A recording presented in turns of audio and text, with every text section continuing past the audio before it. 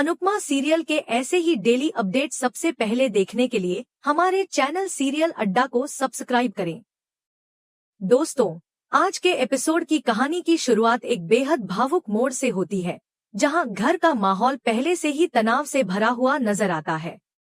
जैसे ही अनुपमा घर से निकलने की तैयारी करती है, तभी अंश अचानक उसे रोक लेता है।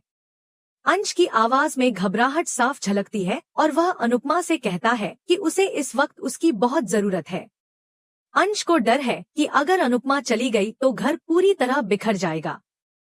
अनुपमा बड़े ही शांत और समझदारी भरे शब्दों में अंश को भरोसा दिलाती है कि वह कोई हमेशा के लिए नहीं जा रही है, बल्कि बहुत जरूरी काम निपटाने के बाद जल्द ही लौट आएगी। वह अंश से यह भी कहती है कि प्रार्थना का पूरा ध्यान रखा जाएगा और किसी को भी चिंता करने की जरूरत नहीं है। इसी दौरान पाखी अचानक एक ऐसा सवाल उठा देती है जिससे घर का माहौल और ज्यादा भारी हो जाता है। पाखी कहती है कि अगर किसी वजह से अनुपमा वापस नहीं लौटी या उसे जेल हो गई तो फिर घर का क्या होगा। यह सुनकर सब लोग सहम जाते हैं, लेकिन अनुपमा पूरी मजबूती के साथ कहती है कि उसने कोई गलत काम नहीं किया है, इसलिए उसके जेल जाने का कोई सवाल ही नहीं उठता। अनुपमा सभी को समझाने की कोशिश करती है कि डर और आशंकाओं से कुछ नहीं होगा। वह सभी से पूछती है कि क्या एक दिन के लिए भी वे लोग घर को संभाल नहीं सकते। इस पर लीला तुरंत जवाब देती है कि हम नहीं संभाल सकते। लीला की यह बात सुनकर अनुपमा को बहुत गहरा धक्का लगता है। अंश बार बार अनुपमा से गुहार लगाता है कि वह उसे अकेला छोड़कर न जाए। अंश की हालत देखकर अनुपमा खुद भी टूटने लगती है, लेकिन फिर वह खुद को संभालते हुए कहती है कि अगर वह किसी दिन गोद भराई में नहीं आई होती या अचानक बीमार पड़ जाती तो क्या तब भी सब कुछ रुक जाता।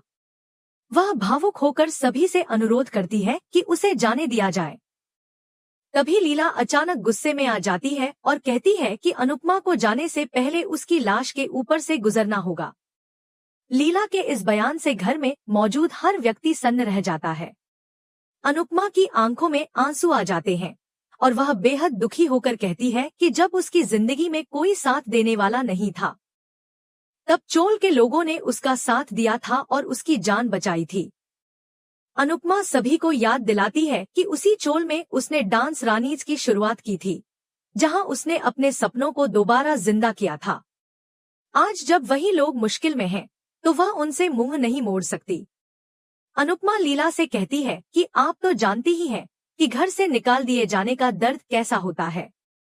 लीला यह सुनते ही अपने अतीत की उन यादों में खो जाती है जब उसने भी वही दर्द झेला था, लेकिन इसके बावजूद लीला अपनी जिद पर अड़ी रहती है।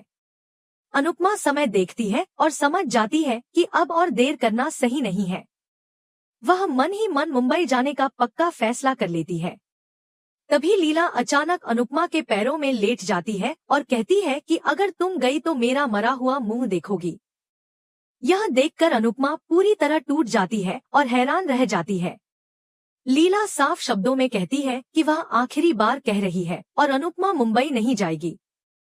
अनुपमा हाथ जोड़कर लीला से अनुरोध करती है कि ऐसा मत कीजिए, लेकिन लीला किसी की सुनने को तैयार नहीं होती।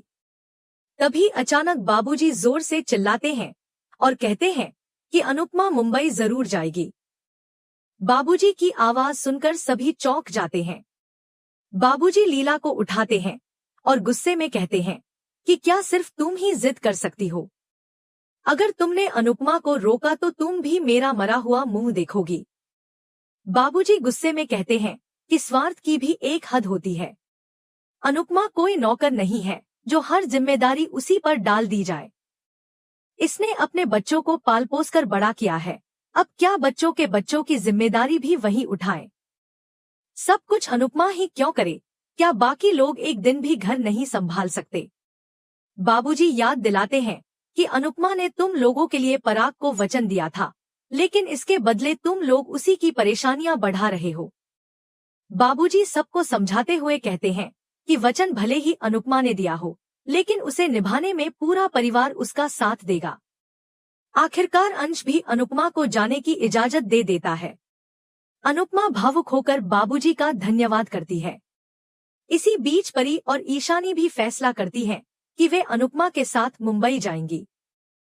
तीनों बिना देर किए घर से निकल पड़ती हैं। बाहर आकर अनुपमा कई गाड़ी वालों से मुंबई चलने का अनुरोध करती है, लेकिन कोई भी जाने को तैयार नहीं होता। ईशानी बताती है कि ऐप पर भी कैब बुक नहीं हो रही है।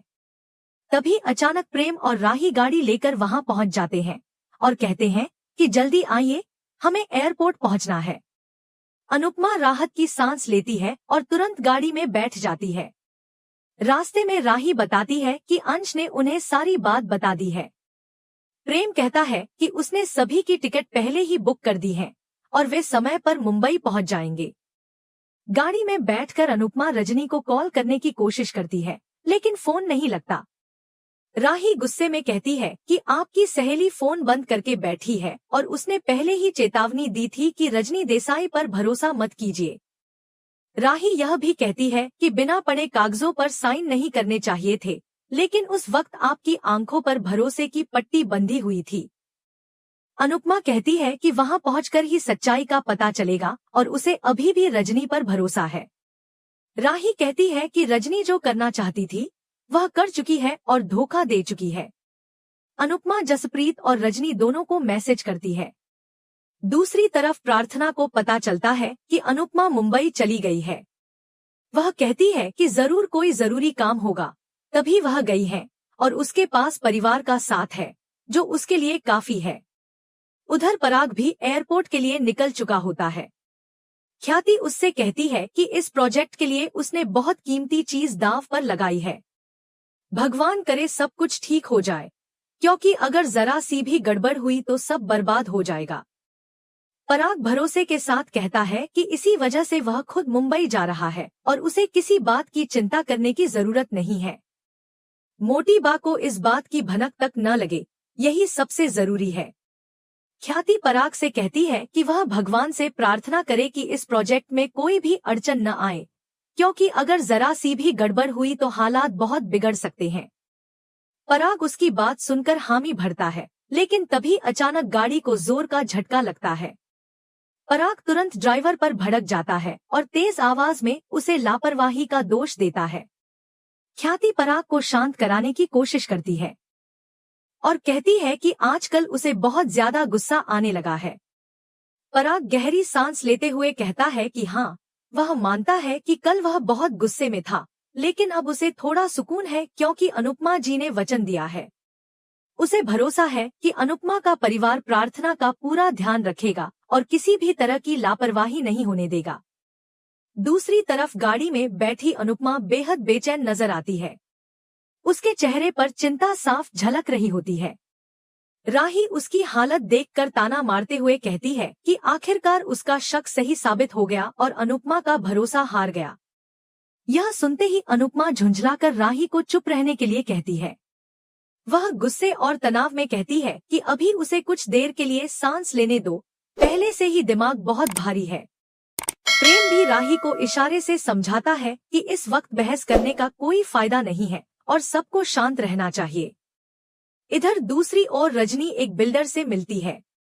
वह उससे सीधे पूछती है कि क्या सारी तैयारियां पूरी हो चुकी हैं। बिल्डर मुस्कुराते हुए जवाब देता है कि सब कुछ बिल्कुल प्लान के मुताबिक है। वह कहता है कि आप नारियल तोड़ दीजिए और बाकी काम हम संभाल लेंगे। चोल को तोड़ने की पूरी तैयारी है। रजनी बिना किसी हिचक के नारियल तोड़ती है और साफ शब्दों में कहती है कि चाहे कुछ भी हो जाए, काम किसी भी हाल में रुकना नहीं चाहिए। बिल्डर उसे याद दिलाता है कि अनुपमा जी को संभालना बहुत जरूरी होगा, खासकर तब जब अनुपमा और पराग आमने सामने आएंगे। रजनी पूरे आत्मविश्वास के साथ कहती है कि वह सब संभाल लेगी और किसी को भी शक का मौका नहीं देगी। दूसरी तरफ माही गौतम से बात करती है और उसे समझाती है कि इस प्रोजेक्ट से बहुत बड़ा प्रॉफिट होने वाला है। वह कहती है कि इससे वह अपना अलग बिजनेस भी शुरू कर सकता है। गौतम माही की बात सुनकर हल्की मुस्कान के साथ जवाब देता है कि उसकी फैमिली का पहले से ही बहुत बड़ा बिजनेस है और कोठारी परिवार का नाम बिजनेस की दुनिया में किसी पहचान का मोहताज नहीं है। उसे किसी छोटे मोटे काम में दिलचस्पी नहीं है। गौतम साफ कहता है कि उसे कोठारी नाम की मुहर लगा हुआ बिजनेस चाहिए और उसका सपना पूरा कोठारी एम्पायर हासिल करना है। यह सुनकर माही बेहद खुश हो जाती है। गौतम आगे कहता है कि बस एक बार मुंबई वाला प्रोजेक्ट खत्म हो जाए, फिर सब कुछ अपने आप सही हो जाएगा। उधर अनुपमा आखिरकार मुंबई पहुंच जाती है। वहां पहुंचते ही वह सबको निर्देश देती है कि वे लोग पहले चोल चले जाएं और वह खुद रजनी को लेकर वहां पहुंचेगी। सभी उसकी बात मानकर निकल जाते हैं। अनुपमा ऑटो में बैठते हुए खुद से ही सवाल करने लगती है कि आखिर रजनी के साथ साथ वरुण और भारती का फोन भी क्यों बंद आ रहा है। उसके मन में कई तरह की शंकाएं जन्म लेने लगती हैं। इसी बीच दूसरी तरफ जसप्रीत सबको बताती है कि अनुपमा रजनी को लेकर आने वाली है। यह सुनकर सरिता राहत की सांस लेती है और उसे उम्मीद बंधती है कि शायद सब ठीक हो जाएगा। लेकिन उधर परी और ईशानी की चिंता बढ़ती जा रही होती है। दोनों आपस में बात करते हुए कहती हैं कि उन्हें भी कुछ बहुत गड़बड़ लग रही है। वरुण और भारती का फोन लगातार बंद आ रहा है और ऐसा लग रहा है जैसे वे जानबूझकर अनुपमा को नजरअंदाज कर रहे हों। यह सुनकर प्रेम भी घबरा जाता है और उसे अंदेशा होने लगता है कि मामला जितना दिख रहा है उससे कहीं ज्यादा गंभीर है। ऑटो में बैठी अनुपमा को अचानक अतीत की सारी बातें याद आने लगती हैं। उसे याद आता है कि कैसे चोल वालों ने उस पर आंख मूंद कर भरोसा किया था और कैसे रजनी ने उससे बिना ज्यादा बताए कागजों पर साइन करवा लिए थे। अनुपमा खुद को समझाने की कोशिश करती है और कहती है कि यह सब जरूर बिल्डर की कोई चाल होगी, क्योंकि रजनी ऐसी नहीं हो सकती। वह मन ही मन रजनी पर भरोसा बनाए रखने की कोशिश करती है।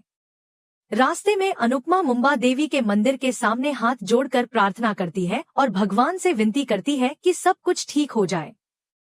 जब अनुपमा रजनी के घर पहुंचती है तो वहां का नजारा देखकर वह चौंक जाती है। गेट पर खड़ा गार्ड उसे रोक लेता है और कहता है कि मैडम घर पर नहीं है। अनुपमा हैरान होकर कहती है कि उसे वरुण और भारती से मिलना है, लेकिन गार्ड साफ मना कर देता है और कहता है कि किसी को अंदर जाने की इजाजत नहीं है। यह सुनकर अनुपमा पूरी तरह चौंक जाती है और उसके मन में डर और शंका और गहरी हो जाती है। इसी बीच दूसरी तरफ प्रेम और बाकी लोग ट्रैफिक में बुरी तरह फंस जाते हैं। समय कम होता जा रहा होता है, इसलिए वे सभी पैदल ही आगे बढ़ने का फैसला करते हैं। तभी उनकी नजर प्रेरणा पर पड़ती है।